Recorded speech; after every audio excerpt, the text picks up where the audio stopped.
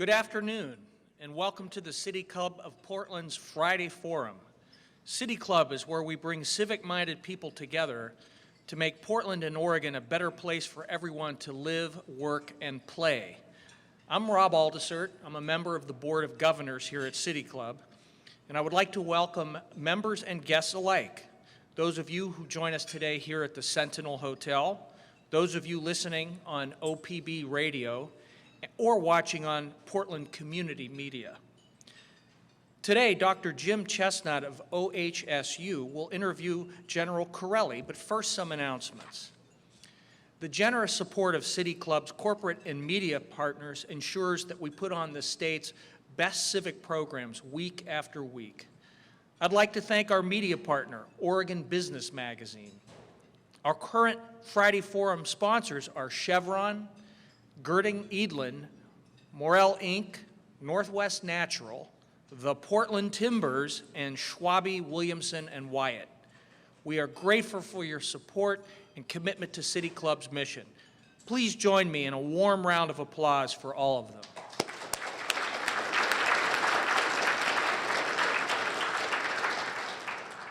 We will not hold Friday Forums in August, so be sure to join us again on September 5th to kick off a new year and get your weekly dose of civic engagement.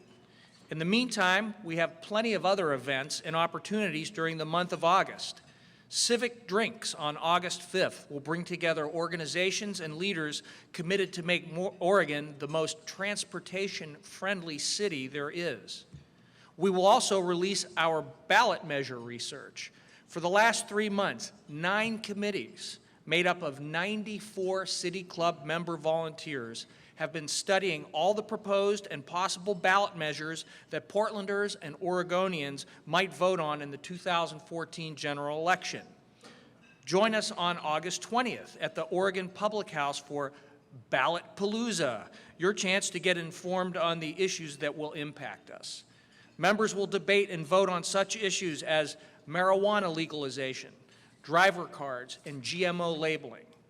You can learn more about City Club events, purchase tickets, or become a member on our website, pdxcityclub.org. As always, City Club will be live tweeting at today's event. You can follow or mention us at PDX City Club, and be sure to follow the conversation by using the hashtag CityClub in your tweets. Dr. Jim Chesnutt will facilitate a Q&A session with the audience and General Chiarelli at the end of today's program. Members, please come to the microphone to ask your questions. For all of our audience, including non-members, please locate the index cards at the center of your table and write your questions on them during the forum. Hold your cards up high, and City Club staff will collect them prior to the start of the Q&A. And now to our program. Dr. Jim Chesnutt is the medical director of the OHSU Sports Medicine Program and the OHSU Concussion Project. He serves as co-director of the Oregon Concussion Awareness Management Program, as a member of the Oregon Governor's Task Force on Traumatic Brain Injury, and as a member of the Oregon School Activity Association's Medical Aspects of Sports Committee that governs Oregon high school sports. Dr. Chesnutt is involved in concussion research, education, and community outreach programs for concussion and sports injury awareness and prevention. He was instrumental in helping to pass one of the first state laws on concussions in the country in 2009 and a recent update in 2013. Dr. Chesnutt grew up in Portland, received his undergraduate degree from Stanford University and his medical degree from OHSU Medical School, and completed his residency with the Air Force. Please join me in welcoming today's guests on the stage.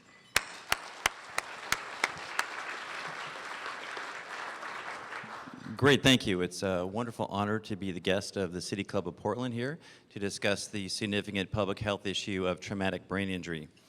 And in order to bring the issue of traumatic brain injury to light and to illustrate what's going on around the country, we're very fortunate to have a true American hero, not only as a soldier, but also as a community and national leader, and that is General Pete Chiarelli. He's a retired general from the U.S. Army, and he actually was the Vice Chief of Staff for the Army. He was responsible for directing the day-to-day operations of the Army and for the 1.1 million soldiers that were involved stateside and in combat, and he in fact was instrumental in directing some of the troops through their maneuvers and through the Middle East as well. And so he's seen firsthand the dramatic issues involved with traumatic brain injury and stress as well. And so he also was in charge of behavioral health, health promotion, risk reduction, and suicide prevention, as well as addressing TBI issues. Currently, he is the CEO of One Mind for Research, and One Mind is an advocacy group, which he'll discuss more, that it has to do with brain injury, and he'll talk more about what they do. But basically, he's taken on a public role now to be an advocate, use all the years of his experience to really move the issue of traumatic brain injury forward. And just to let you know, another important honor he received in 2013 is he received the Patriot Award, which is the Congressional Medal of Honor Society's highest honor for his work to help soldiers and families suffering from the invisible wounds of war. So again, like I said, I'd like to introduce this true American hero to you, General Peter Chiarelli.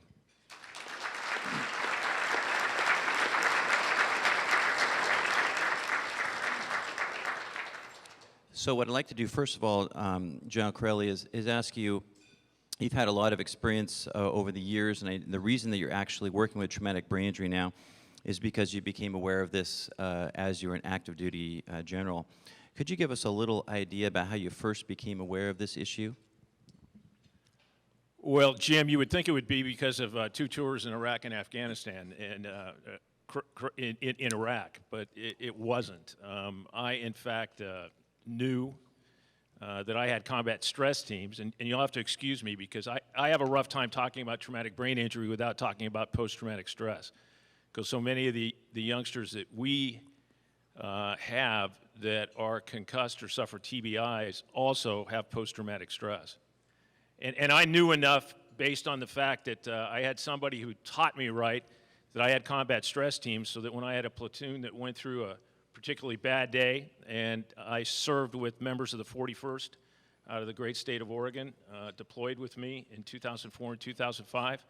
I knew enough to get combat stress teams priority for aviation assets to get up and see those guys. I knew enough about TBI, what my football coach had told me is basically you shake your head and get back in the game, that everything will be okay. And it wasn't until I came back and spent 17 months working for Dr. Gates and then became the Vice Chief of Staff of the Army that on the 4th day in that job, somebody walked into with a chart, and the chart basically laid out the most serious wounds coming out of this war. And I thought for sure on the far left of the graph chart was going to be those soldiers who lost arms and legs or been shot or wounded. But in fact, 2% had serious burns, 4% had spinal cord injuries, 10% had lost an arm, a leg, or multiple wounds, and 37% had traumatic brain injury and post-traumatic stress. When I left as vice in 2012, 4 years later, that number had grown to 67%. And I had no idea what they were when I served in combat. So I began the process of learning everything I possibly could about traumatic brain injury and post-traumatic stress. And as a liberal arts major, that was kind of a daunting task for someone to dig into the biology of something as complicated as the brain. But then I realized after a couple of months that you really didn't have to study that much, because even those people who do understand the brain don't know that much about the brain, because we just don't know enough about traumatic brain injury and post-traumatic stress to really have a body of science behind it. Thank you. In order for the audience here to learn a little more about, the brain, I think it's important for them to understand how fragile the brain is and how easily it is for the brain to be injured. Could you discuss a little bit how you feel some of these injuries occurred in the military population? Well, we always thought it was the explosion downrange that caused the head trauma, the concussion, that caused the cognitive issues, that caused us to have our kids have to go back and be evacuated from the combat zone. But in reality, as part of a study we did on suicide called STARS, we went down and interviewed just about every soldier down there. And what we found was kind of an amazing fact, that although these kids were concussed and in some instances had cognitive issues because of that concussion, being in a vehicle or somewhere where an explosion took place, there was a tendency to believe that was the one that did it. But because many of these kids came from backgrounds and were attracted to the Army and played contact sports, many of them had had 4, 5, or 6 concussions before they ever joined the United States Army. Now, we don't know exactly, I think you'd agree with this, what the effect is of a number of concussions over time. I think what research is showing us today, a lot depends on our genetic makeup. For some people, a single concussion can be a life-altering event. For other people, they can have a number of successful concussions over time and hopefully not suffer anything from it. And that makes it even more confusing. But that was one of the huge issues that we saw in the Army, was that most of our folks came into the Army having already suffered concussions from playing football, lacrosse, soccer, and other kind of contact sports. You know, it might be a good time to also discuss your understanding of post-traumatic stress injury as well, and how that also relates to traumatic brain injury or complicates that. Well, that's a real interesting point, and I think some of the research now is showing that post-traumatic stress is, in fact, in some instances, TBI and the concussion can make the brain more vulnerable to post-traumatic stress. For many of our kids, they got bonked on the head in an explosion, but their buddy in the vehicle in front of them was blown up and killed. And I'm not saying this for effect, I'm just saying that this is what they went through. They got hit in the head, and then they spent the next 4 hours trying to collect all the pieces that they could of someone who had been blown up in a horrible improvised explosive device attack. So not only was their brain affected by the concussion, but they went through a traumatic event for the next 4 hours and afterwards, and come up with these very, very complex cases of both traumatic brain injury and post-traumatic stress, which makes it so difficult. We've seen in research, at least done by Dr. Jeff Manley, and a very large cohort study of 652 folks that's being expanded now to about over 3,000. We've seen that 27% of people who are civilians who suffer traumatic brain injury also have the comorbidity of post-traumatic stress. And you can imagine how that could happen. You're in a car accident, you get your head bonked, but you see somebody else who is hurt, and you go through not only the concussion, but the traumatic event that can cause post-traumatic stress.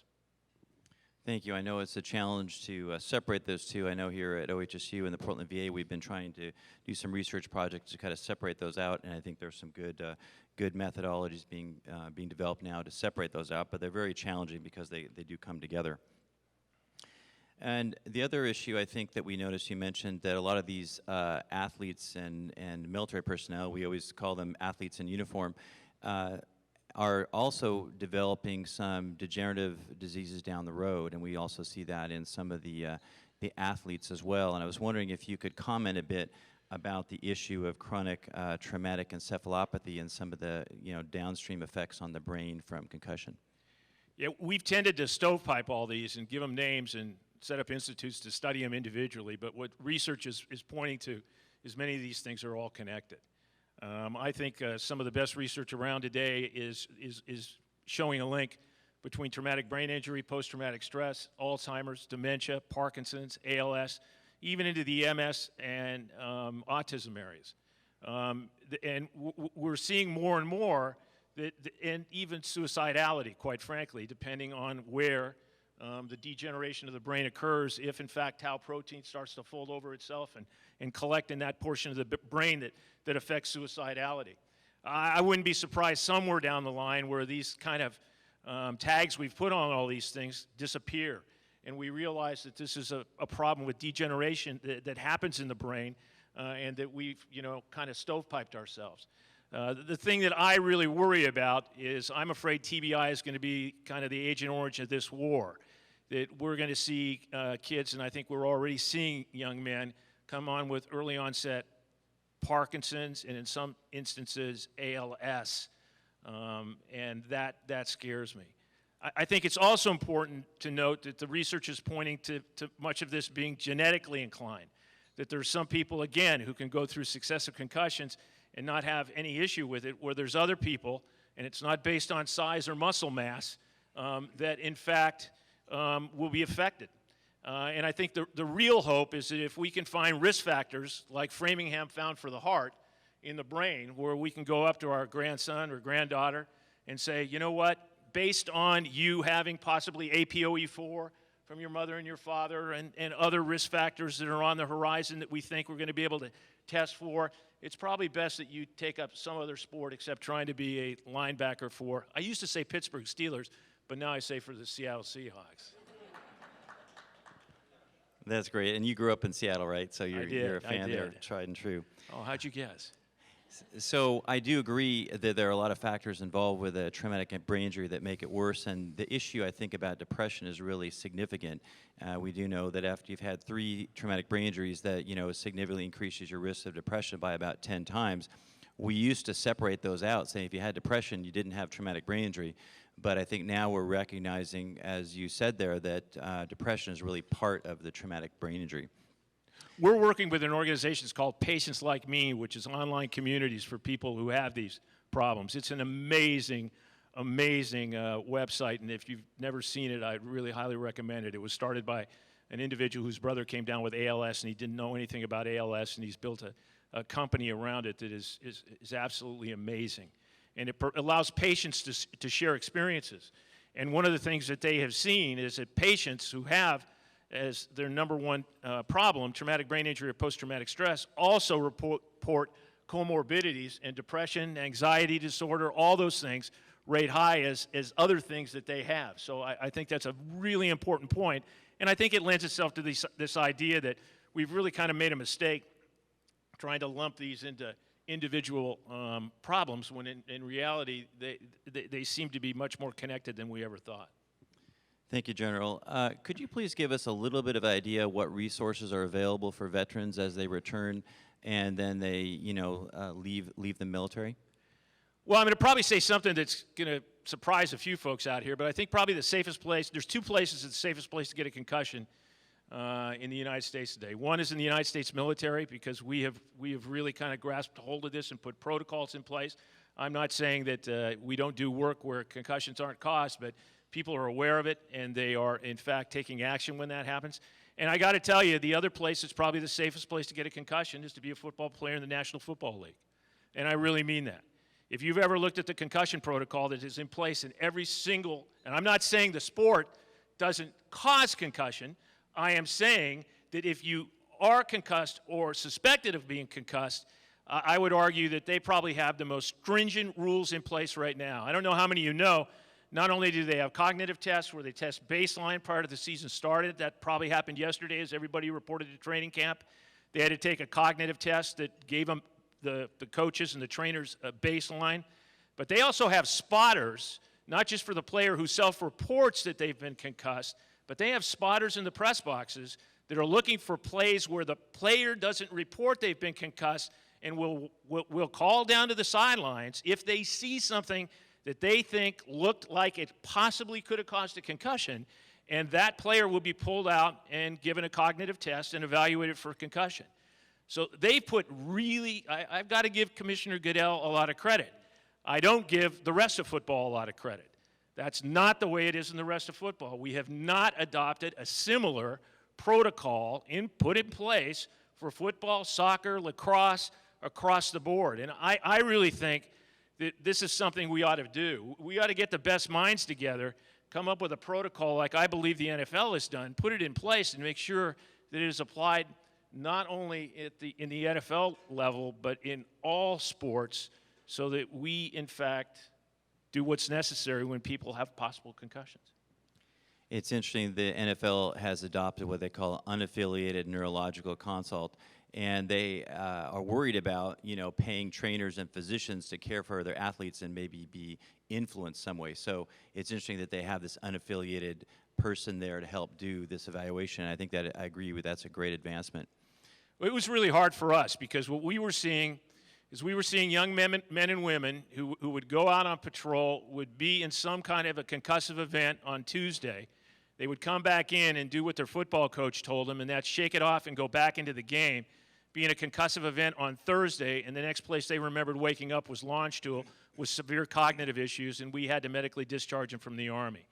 In 2010, Jim Amos, the current Commandant of the Marine Corps, and myself, sat down with what we thought were 13 of the best clinicians in traumatic brain injury and came up with a protocol that we put in place downrange.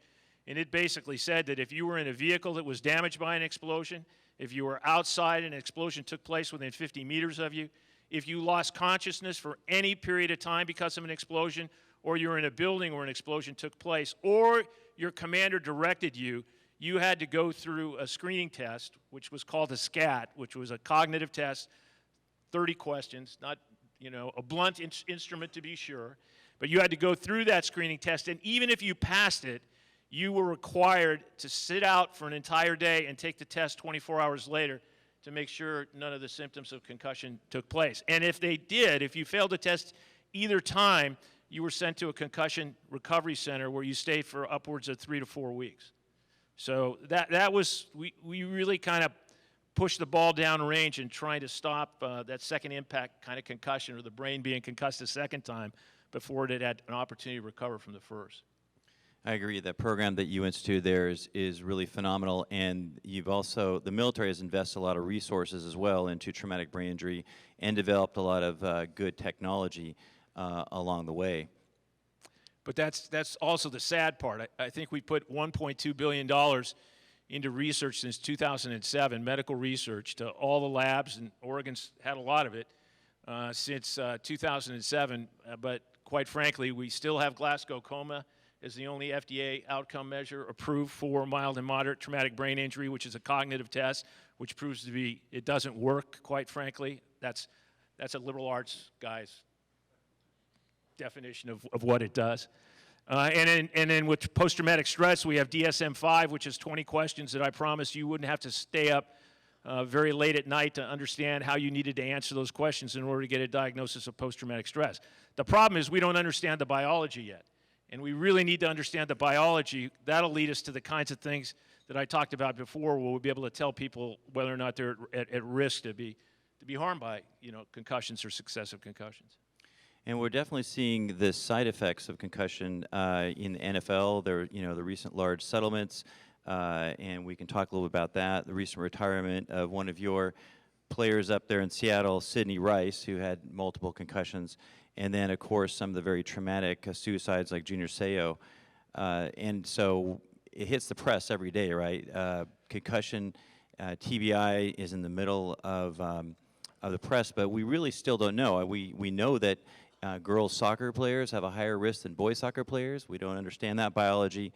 But the good thing is there are starting to be some laws that are being enacted, like the ones we talked about, and I know you've probably been involved with some of that, but also the recent rule changes recommend the NCAA of decreasing contact days to 2 a week, as well as the NFL approximately the same, and many of the state organizations are following that as well. Yeah, and I wish the NCAA would take a kind of a push from the NFL and put a protocol in place. And I think the NFL's, quite frankly, is pretty good across all schools, but quite frankly, they leave it up to individual schools to put in place the protocol that they feel is most appropriate. And I think, quite frankly, that's too bad. I would like to see more standardization, because I think that's really what it needs. We need to get all the best minds together. I don't know how many people know this, but this idea of concussion or head trauma is the leading cause of death and injury of young adults under the age of 45. This isn't just a problem for the military. The military's had 265,000 cases of concussion since the war started in 2001. 265,000. We have anywhere from 2.5 to 3.4 million concussions a year in this country where people seek medical assistance. It is, again, the leading cause of death and injury of young adults under 45. And that's not Pete Chiarelli's statistic. That comes from the CDC. So this is a huge, huge issue. Post-traumatic stress, it's estimated that 8% of the population will have post-traumatic stress at some time during their life. So these are huge, huge numbers here that we see, and this isn't just a military problem. I like the words you use. This is a public health care crisis, quite frankly, in this country. And we need to make sure that we have standardization and the best minds putting together the protocols we put in place when we suspect somebody of having a concussion. My understanding is the money that is attributed to traumatic brain injury relative to other neurologic diseases, relative to the number of people that have it, is quite significantly lower. And I'm sure that you have an understanding of that as well, trying to help change that. Yeah, I am. $78 million was spent by the NIH last year.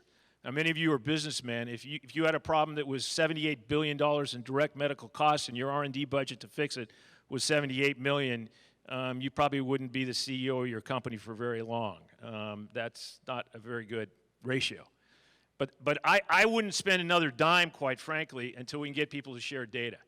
I believe the key to this isn't it, I'm sorry to say, at OHSU, at the University of Washington, at Harvard, Princeton, Stanford, or any place. I think this is one of those, the most difficult problems we have is understanding the brain. And if we're going to get at this, we've got to change the way we do medical research in this country.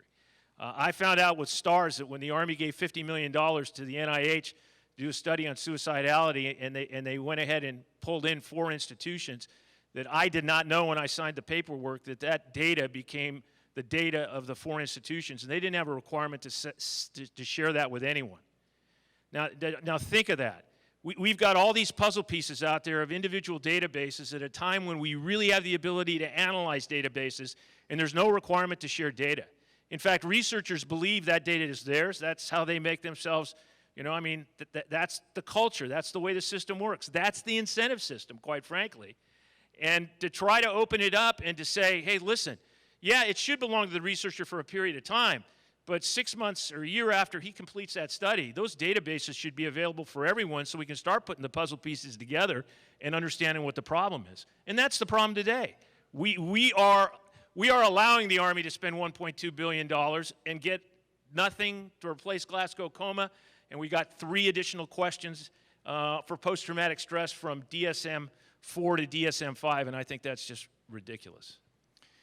I totally agree with the research approach, and we actually have information management. I probably upset a lot of people when I said that, though. No, I think people, understand that we have an informatics group here at OHSU that does a lot of research behind what is the validity of studies, and we've done a number of studies that show that unfortunately the research that is done has not been done in a well-controlled environment and really has not used the common data elements. There's one project called RADAR where we're looking at raw data. We're trying to actually contact some of these researchers who have done large studies and get to the nitpicky part of what are the actual data elements instead of reporting, in aggregate, what were the symptoms that actually each patient had and how long did they last. And so the work you're doing is great. And well, I think Nature published a piece the other day that said 75% of the research done in the country today cannot be replicated. Think of that. 75% of the research you hear about on the Today Show or ABC or Good Morning America, where somebody comes on and gives you a 2-minute little blurb about coffee's good for you, coffee's bad for you, coffee's good for you, coffee's bad for you, that when they go to replicate the research, the findings that these people have published, they can't replicate them. Now that's ridiculous, and we are spending $31 billion a year in NIH funds. I really believe we need to force not only people to publish their findings, but their data sets. Those data sets should be out there. They should be available to everyone so that researchers can confirm that they come to the same conclusions when they analyze the data. Pete, I think this might be a good time to ask you a little bit about the nonprofit organization that you're involved with called One Mind and its role in brain injury and brain research in general. Well, what we're trying to do is kind of what I've been talking about for the last 15 minutes, and that is come up with a new paradigm for research. And we're supporting researchers, a series of 11 of them in 11 institutions. Really, it's expanded to 20 now with the winning of another grant, who are willing to follow open science principles, who have basically said, okay, we're tired of having to tell our patients there's not much we can do for you, go home and come back and tell me how you feel in a couple of weeks. We want to do something to help the patient, and we want to focus on the patient. And these 11 schools all over the country have come together to enroll 3,000 people in a longitudinal study of traumatic brain injury. And they are enrolling these people at time of injury and then going to follow them for a year, bringing them back in at the 6-week, 3-month, 6-month, 9-month, and 12-month mark, giving them full MRI and blood tests so that we can see and try to find out what is the biology behind this problem that they have or that they don't have, quite frankly. Who are the ones that we told on Saturday night when they fell off the ladder that they're going to have severe traumatic brain injury, who on Monday are back at work and suffer no problems? We got to get them back in too to find out why it is we told them on Saturday the patient outcome did not look good for them, yet on Monday they were fine and not had any problems after that. And that's really where we are with glioblastoma. So we are supporting only research that believes in open science principles, that number one, requires the sharing of data, and all our data will be released to all researchers 6 months after the completion of the study, that does not allow intellectual property to get in the way of getting things to the patient that are going to help the patient. That's a huge issue. That's the kind of research where we're asking private philanthropy to come in on top of it and pay for the things that the NIH won't pay for. One of the big problems in research today is no one wants to pick up the IT bill, okay? That has never been the requirement for either side. It's the only part of the world, I think, that doesn't realize that databases and IT are absolutely critical to being able to analyze that data, but no one wants to pick it up. The universities don't want to pick it up, the bill. The NIH doesn't want to pick up the bill. So much of our money goes into trying to pick up that bill. We are also paying for standardization. We got our researchers to come together to come up with common data elements, but they didn't bring the FDA in at the beginning of this, so they weren't in a format that would be accepted by the FDA. Imagine me having to go out and get somebody to provide me money so I get one branch of government to talk to the other branch of government, but it's true. And we are converting those common data elements into a standard that the FDA will accept so that we can quickly get findings out to the patients.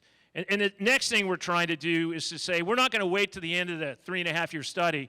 We're requiring from our researchers immediate deliverables. And one of the first deliverables that we're going to be pushing here is to try to get standardized protocols in place in emergency rooms. You know, we found in our 11 institutions that are collecting this data, we found that 5 of them would send out of their emergency room the patient with no background data on traumatic brain injury, nothing about symptoms that they should look for. They basically released them from the emergency room and sent them home. That's at our 11 institutions that are collecting this data for us.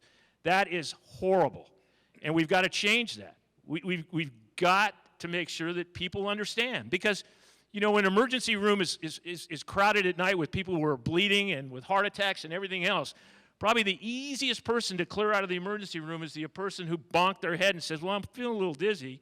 You really can't do anything but send them home, so you send them home. Well, you ought to at least send them home with some information and ensure that there's follow-up that occurs, and I think you would agree with that. Oh, I totally agree with that. And fortunately, because some of the work we're doing here at OHSU and the Oregon Concussion Awareness and Management Program, we've tried to help standardize those for emergency departments and leagues and the variety of groups across the state. And so, fortunately, you know, we have some improved protocols, but still, it can always get better. And I think the key thing, you know, is these new state laws that we've just enacted have helped kind of elevate the need and the awareness of coaches, parents, and athletes that, you know, you just need to sit out if there's any doubt and then follow the protocols for, you know, return to play. Yeah, and people, you know, we don't understand that. You expect when you read in the paper that somebody has post-traumatic stress that they have post-traumatic stress. Because when you go to the doctor and say, I think I broke my leg, you leave there knowing you broke your leg or not. But we've got all kinds of people that are identified with having post-traumatic stress that don't have post-traumatic stress, that don't have traumatic brain injury, quite frankly, because we don't have good diagnostic tools. But, you know, Jim and I just met today, and knowing that he works at OHSU, I said to him, hey, listen, have you ever been to the University of Pittsburgh Medical Center? They've got the most amazing sports medicine TBI center. They see 20,000 patients a year at 5 different clinics in the Pittsburgh area. It was basically stood up by the Rooneys and the Pittsburgh Steelers. Fantastic program. And I asked him, because he'd said something about how the eyes and eyesight was such a critical piece of what he's doing right now. And what did you tell me? Well, I was back there about 8 or 10 years ago and presented a case about a young boy actually had eye tracking problems after TBI, and I was explaining this to them and, asking, telling what we had done and worked on eye therapy and some visual issues, and they were all kind of like, we haven't seen this, or we don't know what's going on. And so it was interesting, even at the highest level of some of the traumatic brain centers, there's not good knowledge that's disseminated out about all the issues involved with traumatic brain injury, and we're still learning, even today, about all the intricacies of traumatic brain injury. Now, the amazing part of that story to me was I went back to Pittsburgh just 2 months ago, and they were touting everything they're doing with eye tracking as being cutting edge, and here Jim tells me he goes back there 8 years ago and tells them about it. And I asked him, I said, do you think that same thing is being used in 50% of the TBI clinics in the country? And I think you told me probably not. Well, we're pretty advanced out here at OHSU, Yeah. But East Coasters don't like to listen to us that much. That's the way the left coast is, right? One other thing is we actually have developed a new balance test here at OHSU that's going to be one of the biomarkers in the VA study, and also picked up on one of the track TBI centers as well to incorporate, and using sophisticated balance measures. We used to think that balance recovered within days to first week for sure, but now we're seeing that balance does not recover, sometimes even after or returning to play. And one of my colleagues down at University of Oregon as well has found similar studies where you return to play and actually balance gets worse. So the problem is we've been using relatively unsophisticated measures and also not necessarily sharing data across so that we can advance the science. But I think this new finding here is going to kind of revolutionize the way we monitor balance and then actually rehabilitate balance as well. Yeah, most people don't understand in medicine. I mean, if a part's bad on an airplane, the FAA gets out the word immediately, and airplanes land and are checked out before they're allowed to fly again. Yet we have something like this that is being used out at OHSU 8 years ago that hasn't even permeated 50% of the TBI clinics in the country. We do a horrible job of passing out medical information and ensuring that those things get out so that they can be applied. We do it through a 420-year-old system called peer-reviewed journals that, quite frankly, I think, in this day and age, we ought to get a lot smarter about how we get that information out. And it's integrated and part of wherever you might go and be hurt, that you get the number one protocol. I know we've talked a lot about soldiers. We've also talked a lot about athletes. I was wondering if you have some comments about the rest of the public that, may be in need of traumatic brain injury help as well. Well, I just think it's absolutely critical that, parents and other folks, particularly with youth, ensure that training is in place to, and coaches know the latest about protocols for and understand traumatic brain injury. I mean, the biggest issue for me was trying to get the entire force to understand the criticality of it. There were still people, and there's still people today, who believe the last word that their football coach told them 15 years ago, and that was, shake your head and get back in the game, Chiarelli. Everything will be okay. I really think that's a requirement. I think it's a requirement to reach out to programs like yours and to make sure that coaches and other people are trained and can identify folks. I think the hardest part for all of us is to know, okay, when shouldn't the person play? What really did it for me was a single slide, and I know you don't use slides here, but let me try to explain it to you, and I think I can. It was provided to me by a doc named David Hovden. It was really hard to get soldiers to understand what a concussion was, and they really didn't want to believe it, and they really wanted to believe their football coach over somebody who was telling them that they had to leave the game and rest for 2 or 3 weeks. And David brought into me a slide using a new imaging technique, relatively new at the time, called positron emission tomography. And the brain is 2% of your body mass. It burns 20% of the energy created, and it's like a furnace. So that when you pump what's called a PET ligand, or sugar, into the body, it goes up to the brain. You take a picture with this imaging technique. In a normal brain, what you see is all reds and yellows because it's burning that power, that sugar, as quickly as it possibly can. That was of a 3-part slide. That was the first picture I saw. The next picture I saw was a picture of a person using the same imaging technique who'd been comatose for 5 days after a car accident. And this individual, when you saw his brain after being pumped up full of sugar, it was, in fact, dark blues and purples. And it was amazing the contrast between the two. The third picture he showed me was a picture of a UCLA football player. Here was a football player who had been hurt with 2 minutes and 42 seconds to go in the half. He went back into the locker room at halftime. He was cleared to play the second half. He played the entire second half. Trainer came up to him and said, listen, you took a hard hit, and if you have any of the following symptoms on Sunday morning when you wake up, I want you to go into the doctor. You know the rest of the story. He did. He went in. They took a picture of his brain using positron emission tomography, and if I were to shuffle those two brains, the one that was comatose, for 5 days had never woken up after being hit on the head, and the UCLA football player who walked in and said, Doc, I'm not feeling right, you would not be able to tell me which one was which. And when I showed that to soldiers, all of a sudden, football coaches around America lost credibility. They saw that in reality what really happens to the brain. And it was huge for us. And that to me is a critical piece here. That's right. And as technology progresses, we can document the problems associated with this better. The imaging is phenomenal in the research setting. We're still trying to develop it so that we can use it in protocols for kind of acute treatment. And I think there's a lot out there in terms of using blood tests and other protocols in the future hopefully we'll develop. But if you were to actually say at this moment, what was the one or two things that you would change, or that if you had the funding and you had control over research, what would those be at this point for traumatic brain injury? Yeah, the two things I'd like to do is I'd like to really, APOE4 has been in the literature since 1994. It's written about in all the studies as being something that indicates a person is not going to recover from concussion if they have APOE4 from their mother and their father. It's been around for 20 years, yet we have yet to get it to a point and done the necessary kind of big science necessary to push it over the goalposts so it can be used, amongst other things, as a risk factor for people who are going to have a rough time recovering from concussion.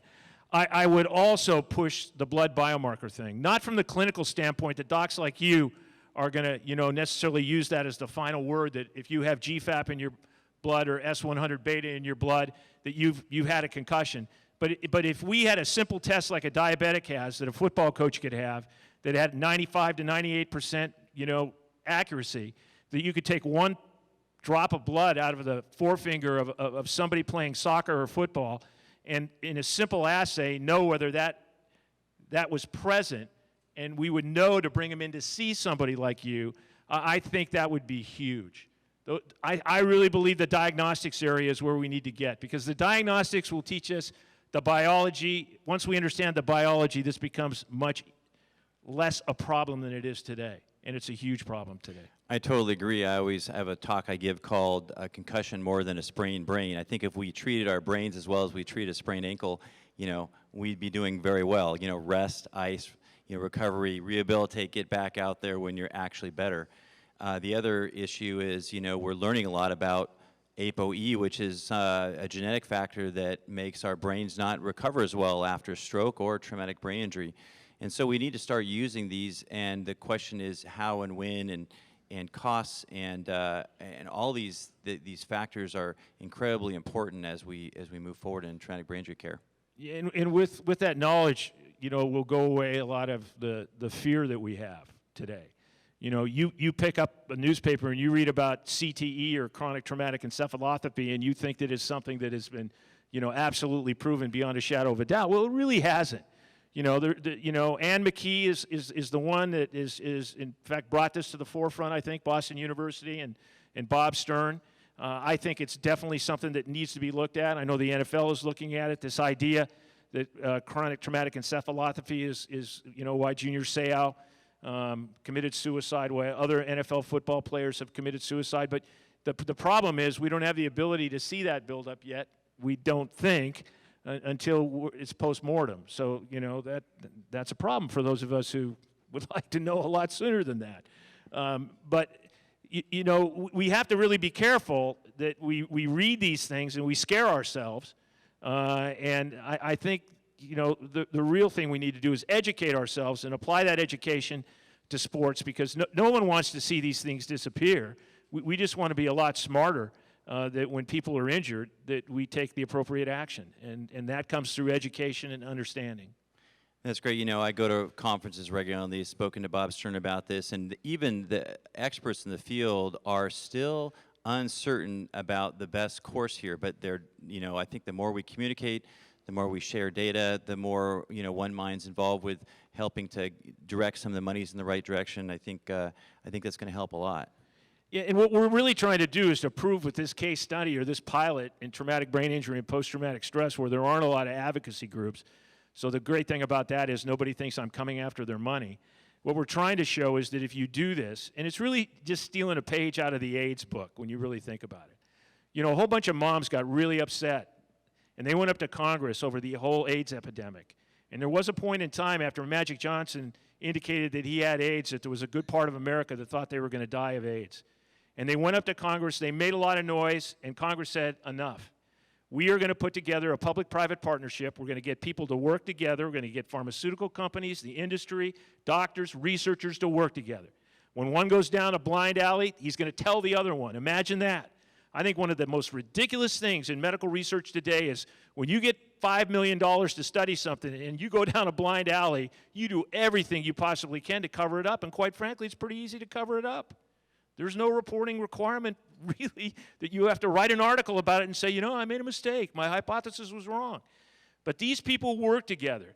And in 26 years, we've gone from a disease that was going to, you know, kill us all to a disease that I read 2 articles in the last 6 months where we said we have cured people.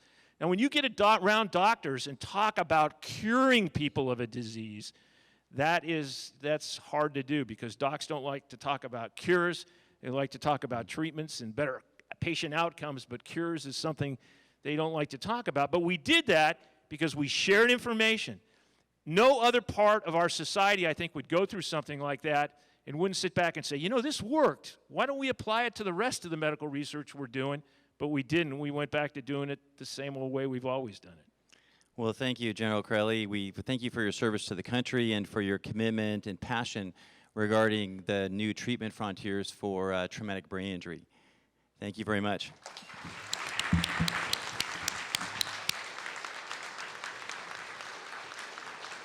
We'd now like to move on to the question and answer portion of our program. If you have written questions, please raise your hand and someone will collect those and we'll review those. We also have an opportunity for those who are members of the City Club to go to the microphone and speak, and we'll please limit your questions to 30 seconds or less, and we'll run through the people at the microphone and then answer some questions on the card. So I see my friend Muriel Lezak there, so she'd be the first person to speak, please. Thank you, Muriel Lezak, City Club member, and thank you very much for an incredibly informative speech and for the work you're doing. I have a very gnawing question about the amount of money that we are putting into the sports where we know that a fairly significant number of children and young adults are going to get concussions. And I find that we are putting a lot of money into dealing with the aftermath, the concussion, and the rehab that goes with it. And you were telling about the spotters that the NFL have after the concussion, they're spotting, and heaven only knows how much money that costs. To me, there's something not rational about sending our young people out onto these fields in these kinds of games where you know that a significant number are going to have concussions and a significant number will have long-term effects. I would be interested in hearing your comments about what I consider to be a very big disconnect. Well, that's why I think the big science idea is so important. I think it is a tragedy, and it really is an indictment in research that APOE4 has been out there as a risk factor for so long. And if we could finally get to the bottom line to understand whether APOE4, which could be, you know, through a simple test of a swab in the mouth, we could tell whether you had APOE4 from your mother and your father, and we could make a determination if that's a risk factor, and say to somebody, you know, it's probably not a good idea where we are right now for you to be playing contact sports. That's getting on the front end of it so that we can identify those that are going to have problems as opposed to those who aren't going to have problems. I think the blood biomarkers is another area that we really, really, really need to look at. And I think we're in a reactive mode right now because we have not made the investment to get on the other end of this, and that's get into the part where we can fix things. I take great exception when somebody says all we have to do is find the perfect football helmet. The brain is already in a helmet. It's called it's called a skull. And the fact is, we're worried, the acceleration is what causes the problem. We're going to have to get past the idea that we're going to solve this with a football helmet or, get rid of the header. We're going to have to get ourselves to a point where we understand who is more likely to be injured and who is not to be more likely to be injured, the same way we do with cardiovascular in the country today. Yeah, I agree, and I think that we still need to encourage activity, otherwise we'd be up here talking about obesity and diabetes, of course. So we need to find a way to play safer. There's good methodologies to study that, to change the way we tackle and not to use our heads, and to change the aggressiveness in soccer, for one thing. Number one cause is elbow to head for concussion, not hitting the ball. And the other thing is rule enforcement and rule modification, and I think those can make a big difference as well. And I spend every day, I tell at least one person they need to stop playing a contact sport. It's not easy to do. I don't like doing it, but I always tell you could blame it on me. I'm the bad doctor, but ultimately we're looking at your good, best interest. Yes, sir. Yeah, my name is Rick York, and I'm a City Club member. And 3 years ago, I took a bad tumble. I was back east visiting family. And my sister-in-law is an RN, and even though I felt fine, she insisted that I go to the ER. I went to the ER, and the first thing they did after they heard what had happened is they put me in a CAT scan. I said, why? I feel fine. He said, well, anytime anyone over 60 comes in here with a head injury, we automatically give them a CAT scan. And it sounds to me like we're looking at the wrong end of the spectrum, age-wise. We ought to be doing that with every kid. Automatically should have some sort of a CAT scan if he's had a serious brain trauma. Well, I would take a little bit of exception with that. I think the reason why we're doing that with people over 60 is because we're running away from the insurance companies, and we're running away. Quite frankly, what we really need to understand so we can lower the cost here is to find out when a CAT scan should be given. Because a CAT scan, there's lots of people that are going to come up, I think you'll agree with this, that will come up on a CAT scan as negative. Right. Who will have severe cognitive issues associated with that head trauma, even though they had a CAT scan and even though the doctor said there's not a problem here. That's the issue. CAT scan is not definitive in being able to tell you whether you're going to have cognitive issues. And the tendency is to throw everybody in a CAT scan and use that as the final word on whether or not you have TBI or not.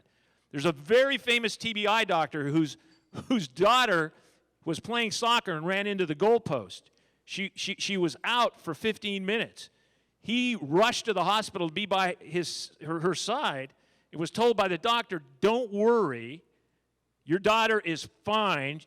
CAT scan showed she had no problem whatsoever. And he looked at the doctor and said, by what criteria are you saying that? My daughter was out for 15 minutes, and just because she has a negative CAT scan does not mean she's not going to have problems down the line. And I think we got to get past that. That's my own opinion, but again, I'm a liberal arts major, not a doc. Right, and there are some good criteria by which tell us when we should use a CAT scan. MRIs are about $2,000, so we have to limit them to useful situations. You can probably fund a whole couple months worth of rehab for the amount of money you'd spend on an MRI that you might predict as negative. And the other thing is that CAT scans have been associated with downstream cancers in children, and so we've been actually limiting the radiation for that and to really to evidence-based protocols. But I think whatever information we can gather to help us is great. And I actually like looking at scans because it's useful, except for when we don't find it to be, it's interesting, but it's not always useful, let's put it that way. So thank you. Next question, please. Virginia Cornyn, City Club member. There's a population that you haven't talked about that I wonder if there's some tools that could help the domestic violence shelters and the EDs identify women and children who come in with physical trauma, which frequently is certainly post-traumatic stress and probably traumatic brain injury, but there doesn't appear to be any sort of protocol or area that is helping these people identify whether there are physical problems in addition to the other problems that they're facing. Prior to these wars, most of the research done on post-traumatic stress was done on women who were sexually assaulted. And the reason why I don't use the D at the end of post-traumatic stress is because I find it just unconscionable that you could go up to a woman who has been violently sexually assaulted, who has problems with male relationships immediately or long-term, and tell her that she has a disorder. And it's the same way I feel about a soldier who's in a position that he sees his best friend killed, and he goes through a traumatic event and gets hit on the head too. To tell him that he has a disorder because that has affected him, I think is not good use of the English language. That research has shown that women who are sexually assaulted have 72% of them, and that's a pretty widely held figure, have post-traumatic stress. And I think one of the greatest things about the way that the military has brought the focus onto this is I think it's going to have huge effects in women's shelters with shaken baby syndrome. You know, all the talk about concussion, the University of Pittsburgh has a study going on right now on that, and it's a very, very well put together study that I think is going to help give us answers with young adults and shaken baby syndrome and all those things. So I think that there are some effects here that have taken place that are going to get at some of the issues that you talk about, but I think you're absolutely correct. Thank you. Next question, please. Jennifer Himmelsbach, City Club. Up until 2007, the NFL had a policy of suppressing data about concussions and injuries in general. And after about 2007, between 2007 and 2010, because they were pressure was being brought to bear on the NFL, they started developing the protocols that they finally put into place during the last 3 years. Also, the 13 papers that were published by the NFL Mild Traumatic Brain Committee have been discredited. This gets to my point that there is a fundamental conflict of interest between the health of the athlete or warrior and those who are their doctors, okay? Those who are making the decisions, should this person return to play or not. This conflict of interest ultimately is left to the individual who has been hurt.